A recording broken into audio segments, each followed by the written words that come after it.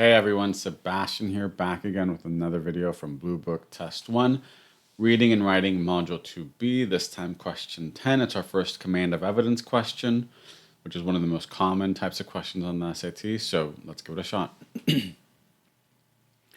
Born in 1891 to a Quechua-speaking family in the Andes Mountains of Peru, Martin Chamby is today considered to be one of the most renowned figures of Latin American photography.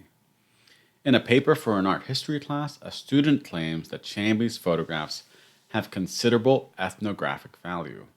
In his work, Chamby was able to capture diverse elements of Peruvian society, representing his subjects with both dignity and authenticity.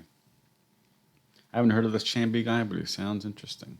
Which finding, if true, would most directly support the student's claim? Okay. So we're doing student's claim, right? Now, what is the student's claim? A student claims, it's nice when they use the same words, right? Have considerable ethnographic value. What is ethnographic value?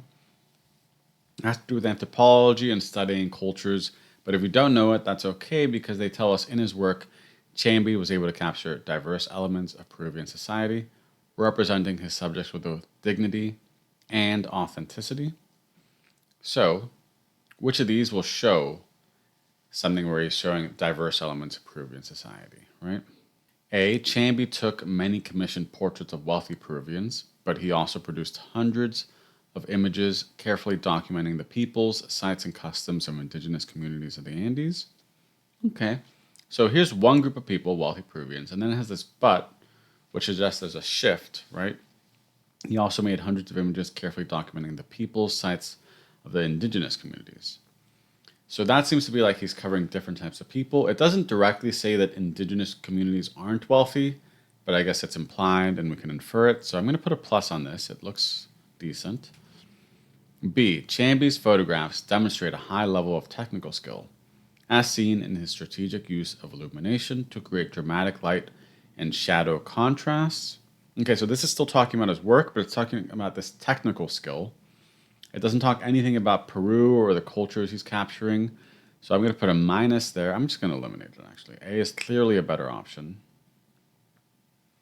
C, during his lifetime, Chamby was known and celebrated both within and outside his native Peru, as his work was published in places like Argentina, Spain, and Mexico.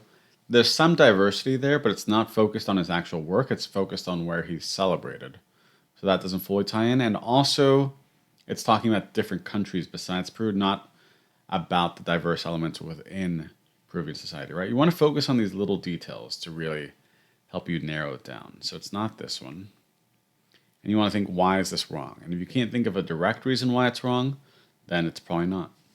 D, some of the peoples and places Chamby photographed had long been popular subjects for Peruvian photographers. Again, this one's talking about his work, but it's not talking about the diversity or the diverse elements. It's just talking like he photographed things that other people had taken pictures of.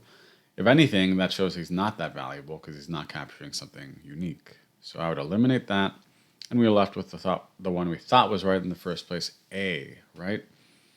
So again, you want to focus on the details in the passage, the specific wording, and focus on the question, right? Most directly support the claim, and then eliminate based on which ones are better and weaker. And then we're left with A. And this one's not too bad. I think it's a good warm-up. I think we're going to hit a streak of command of evidence questions. And on this one, I think we're not really going to have graph ones. It's going to be more text like this. So they'll be fun, challenging. They'll force us to engage with the passages, which I love. And I hope you love it as well. I hope you're all feeling okay about the test coming up if you're taking it this Saturday. I'm feeling good for you all. If you're on here, you're studying, you're putting your work in, you know, that says a lot about you as a student, which is great. So I hope it is sunny where you are. And if it's raining, I hope it is cleaning your windows and watering your plants. Bye.